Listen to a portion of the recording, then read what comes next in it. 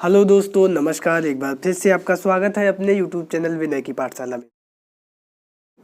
आज दोस्तों हम लोग इस वीडियो में कक्षा 8 गणित की एक्सरसाइज 7A के बचे हुए प्रश्नों को सॉल्व करेंगे। तो चलते हैं और बिना देर किए शुरू करते हैं आज की क्लास। और सबसे पहले देखते हैं प्रश्न नंबर 5, जो कि है हल कीजिए। और इसमें दो समीकरण दिए गए हैं। पहला है x - y बराबर 3, ये समीकरण नंबर 1, और दूसरा है 1/2x + 1/2y बराबर 6। यहाँ से नीचे 1/2 कॉमन ले लेंगे तो ये हो जाएगा x + y बराबर 6। इस 2 का इधर गुणा कर देंगे तो ये हो जाएगा x + y बराबर 2 का इधर गुणा 6 दूनी 12, और ये हमारा हो गया समीकरण नंबर 2। अब एक को भी हम इसके साथ में लिख लेते हैं तो ये है x - y बराबर 3। अब इसमें जो है विलोपन विधि से इसको हम लोग हल करेंगे। तो विलोपन विधि में क्या होता है, दोनों में किसी एक के गुणांक बराबर किए जाते हैं। यहाँ पे ऑलरेडी दोनों के गुणांक बराबर है तो दोनों को साथ में लिख लिया। अब लिखेंगे हम घटाने पर, तो घटाने पे ये प्लस का बाई ये माइनस का बाई ये कैंसिल हो गया। x और x ये हो गया 2x बराबर 12 और 3 15। तो यहाँ से x बराबर हमारा क्या निकल के आएगा 15, और ये 2 गुणे में है, इधर आएगा भाग में 15/2। तो या तो यही x बराबर मेरा आंसर आ जाएगा, या फिर 2 का इसमें भाग दे दो तो 2 × 7 = 14, 1 और दशमलव 0, 2 × 5 = 10। तो x बराबर ये 7.5 आ गया। ठीक है, अब हम इस x का मान समीकरण 1 में या 2 में रख देंगे। तो x का मान समीकरण 2 में रखने पर समीकरण 2 हमारा था x + y बराबर 12। यहाँ पे x की जगह पे है 7.5 + y बराबर 12। तो y बराबर ये 7.5 प्लस का है, बराबर के दूसरी तरफ जाएगा माइनस का हो जाएगा। तो 12 में से 7.5 घटा देंगे तो 7 × 4 = 11, ये आएगा हमारा 4.5।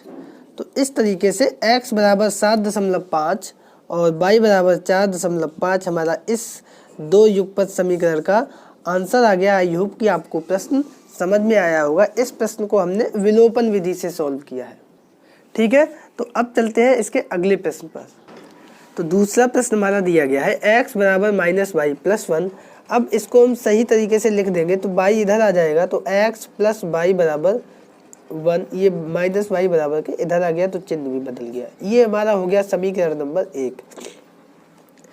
इसको भी सही से लिख लेंगे तो ये x इधर आएगा तो ये -x, और ये 2y है प्लस का तो वही बना रहेगा, बराबर ये -4 इधर बचेगा केवल, और ये हमारा हो गया समीकरण नंबर 2।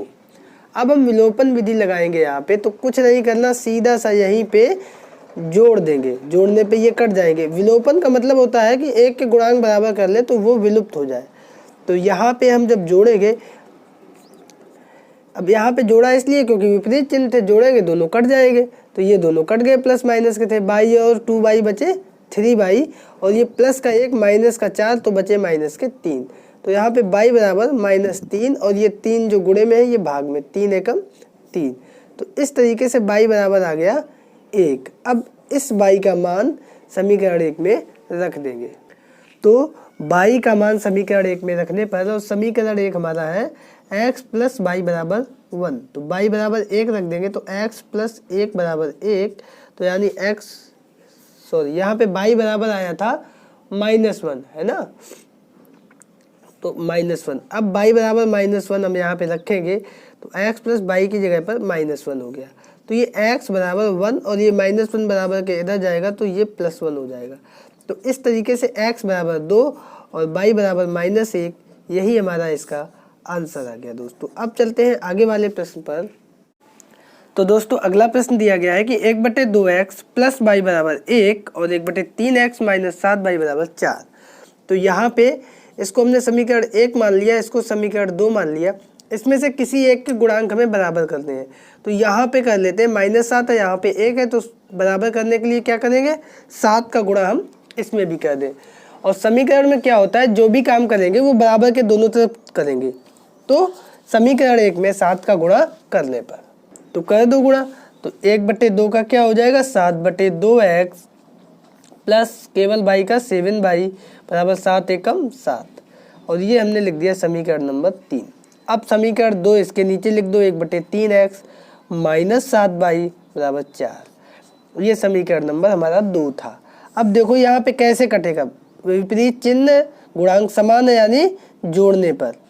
अगर चिन्ह समान होते तो हम यहाँ पे घटाते, तो जोड़ने पे क्या हो जाएगा, ये तो कैंसिल हो जाएगा, ये बचेगा 7/2x प्लस 1/3x बराबर 7 4 11। लासा ले लो, 3 दूनी 6 और ये 2 3 6 3 3 7 21, 3 दूनी 6 2 एकम 2, x बराबर 11। तो 23 21 और 2 23x/6 बराबर 11। तो यहाँ से x बराबर आएगा, ये 23/6 बराबर के दूसरी तरफ जाएगा तो ये उलट जाएगा 6/23। तो इस तरीके से ये आया 66/23। तो ये मान हमारा x का आ गया। अब ये मान ऊपर किसी समीकरण में रख देंगे। चलो समीकरण 1 में रख देते हैं, ठीक है। तो x बराबर 66/23 समीकरण 1 में रखने पर, और समीकरण 1 हमारा क्या था, वो था हमारा 1/2x प्लस y बराबर 1। अब यहाँ पे 1/2 गुणे x की जगह पे 66/23 प्लस y बराबर 1। तो यहाँ से y बराबर आएगा 1 माइनस 66/23 दूनी 46। तो घटा देंगे तो 46 माइनस 66/46, ये 46 का 1 में गुणा होगा 46 आ जाएगा, ये बचेगा माइनस 20/46। ये हमारा मान आ गया y का। तो इस तरीके से अब ये 2 से कट जाएगा, तो 2 दाएँ 20 और 2 दूनी 4 दूती 6। तो इस तरीके से y बराबर निकल के आया माइनस 10/23 और x बराबर हमारा निकल के आया था 66/23। या इसका भाग दे दो इसमें, तो 23 दूनी 46, 2 सही 20/23। तो इस प्रकार से आपने देखा, ये हमारा आंसर आ गया। आई होप कि आपको प्रश्न अच्छे से समझ में आ गया होगा। अब चलते हैं अगले प्रश्न पर। तो हमारा अगला प्रश्न दिया गया है कि 1.5x प्लस 2.5y बराबर 21 और 4x प्लस y बराबर 22। ये पहला समीकरण, इसको दूसरा समीकरण मान लिया। अब देखो यहाँ पे किसके गुणांक बराबर करना आसान है। तो यहाँ पे 1 है, इसका मतलब ये 2.5 का गुणा नीचे वाले में कर दें तो दोनों के गुणांक बराबर हो जाएंगे। तो लिख देते हैं 2.5 का गुणा समीकरण 2 में करने पर। तो समीकरण 2 हमारा हो जाएगा 25 चौको 100, ठीक है।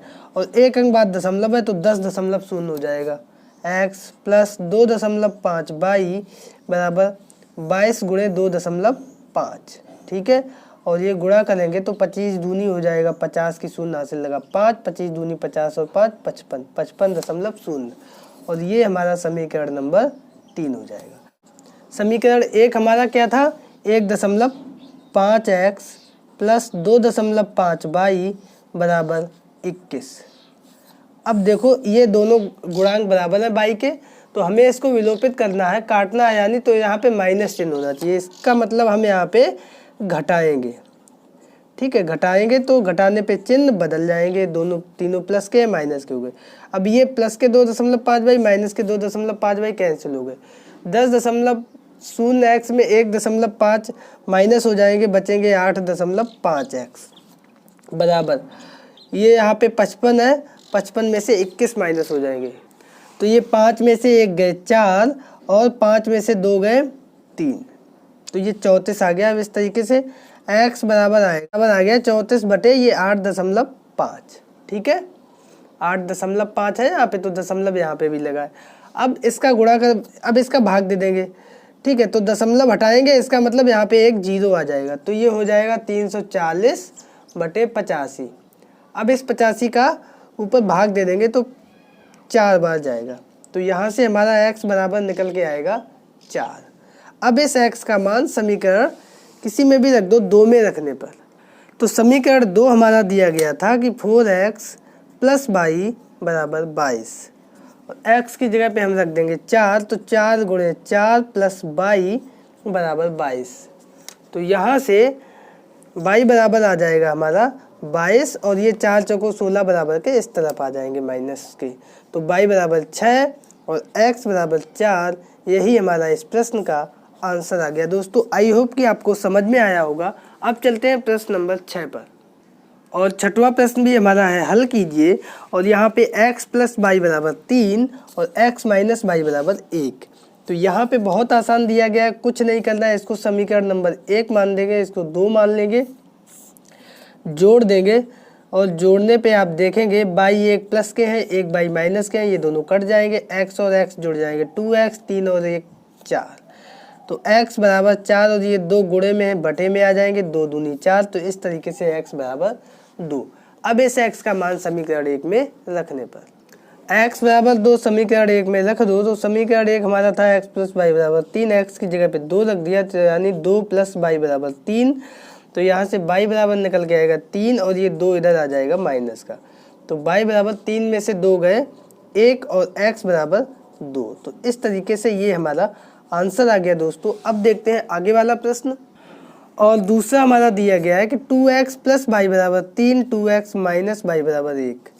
तो अब इसको भी, इसमें भी गुणांक बराबर है पहले से ही, तो हम सीधा सा जो है घटा देंगे और घटाने पे हमारे बाई और माइनस बाई ये आपस में कैंसिल हो जाएंगे, 2 और 2 बचेंगे, 4x बराबर 3 और 1, 4x बराबर 4/4, 4 से 4 कट जाएगा, 1 आएगा, तो यहाँ से x बराबर 1 आ गया। अब इस x का मान समीकरण 1 में रखने पर, तो x का मान समीकरण 1 में रखेंगे। समीकरण 1 हमारा है 2x प्लस वाई बराबर 3, x की जगह पर 1 रख देंगे, तो 2 गुणे 1 प्लस वाई बराबर 3, 2 गुणे 1 प्लस वाई बराबर 3, तो y बराबर 3 और ये 2 एकम 2 माइनस का इधर आ जाएगा, तो y बराबर 3 में से 2 गए 1 और x बराबर 1, और इस प्रकार से यही हमारा आंसर आ गया। तो दोस्तों अब चलते हैं अगले प्रश्न पे, और वो हमारा दिया गया है, अगला प्रश्न हमारा है x प्लस 2y बराबर 2, x माइनस वाई बराबर -1। इसको हमने पहला समीकरण ले लिया, इसको दूसरा ले लिया, x के गुणांक बराबर है लेकिन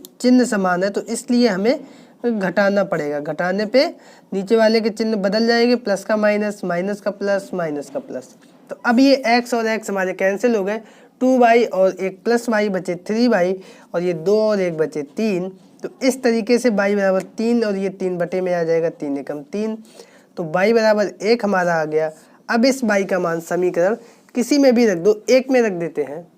तो y का मान जब समीकरण 1 में रखेंगे तो समीकरण 1 हमारा है x प्लस 2y बराबर 2, और यहाँ से x प्लस 2 इंटू y की जगह पर 1 बराबर 2, तो x बराबर,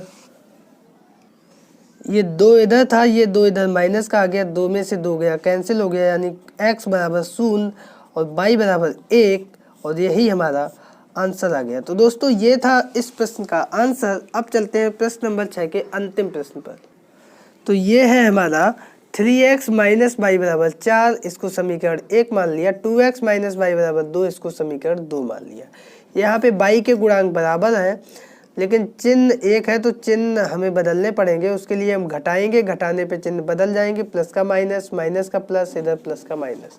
तो ये y प्लस और माइनस के कैंसिल हो गए, 3x प्लस के हैं, 2x माइनस के हैं, यानी यहाँ पे एक x बचेगा और 4 में से 2 जाएंगे तो एक 2 बचेगा। तो x बराबर 2 ये हमारा आंसर आ गया। अब इसका मान किसी भी समीकरण में रख दो। चलो समीकरण 1 में रखते हैं। तो समीकरण 1 हमारा है 3x माइनस वाई बराबर 4, x की जगह पे 2 रख दिया, तो 3 इंटू 2 माइनस वाई बराबर 4, तो माइनस वाई बराबर 4 और ये 3 दूनी 6 इधर आएंगे माइनस के, तो माइनस वाई बराबर -2, माइनस से माइनस कैंसिल हो जाएंगे, यानी वाई बराबर 2 और x बराबर 2 हमारा इस प्रश्न का आंसर आ गया। आई होप कि आपको प्रश्न समझ में आया होगा। तो दोस्तों ये था प्रश्न नंबर 6, और आज की ये वीडियो हम यहीं पे एंड कर रहे हैं, और होमवर्क में आपको इसके अगले प्रश्न यानी प्रश्न नंबर 7 के पहले प्रश्न को आपको करके बताना है, और आंसर अपने नाम के साथ कमेंट बॉक्स में कमेंट करके हम तक अवश्य पहुंचाएं। दोस्तों मिलते हैं कल फिर एक नए वीडियो के साथ, तब तक के लिए नमस्कार।